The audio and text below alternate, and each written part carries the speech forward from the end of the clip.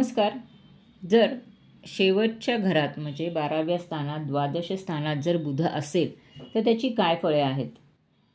हे देवपूजा आदी धर्मकार्यात धन खर्च करतात व त्यांची खूप भक्ती असते.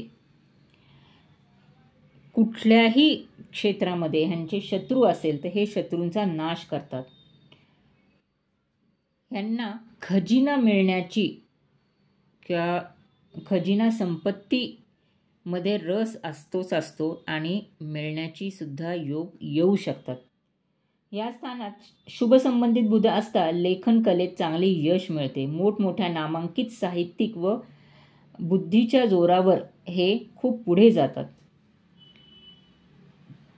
जर हा बुध मकरेत किंवा मिथुनेत असेल तर हे खूप चांगले साहित्यिक होऊ शकतात.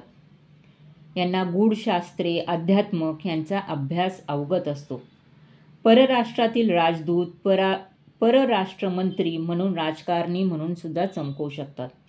परदेशागमन ह्यांना खूप आवडते.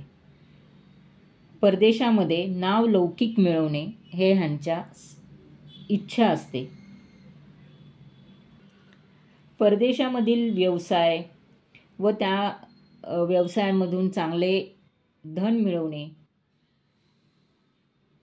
सरकार विरोधी पक्षामधील राहणे, अंतराळ संशोधन, शास्त्रज्ञ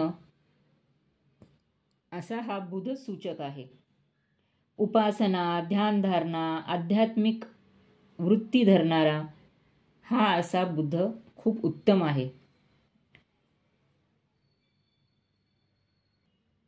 हा बुध हॉस्पिटल किंवा तुरुंग या संबंधित काहीतरी काम दर्शवतो.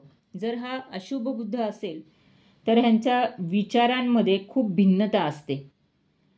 हे अविचारयुक्त बडबड करतात व ह्यांची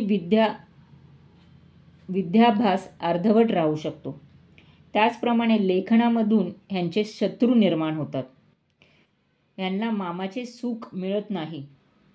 खोटेपणा व कोर्ट कचर्या, मानसिक दुर्बलता, चंचलता, आळशीपणा असे दुर्गुण ह्यांच्यामध्ये असू शकतात जर अशुभ बुध असेल तर हा असा शुभ बुध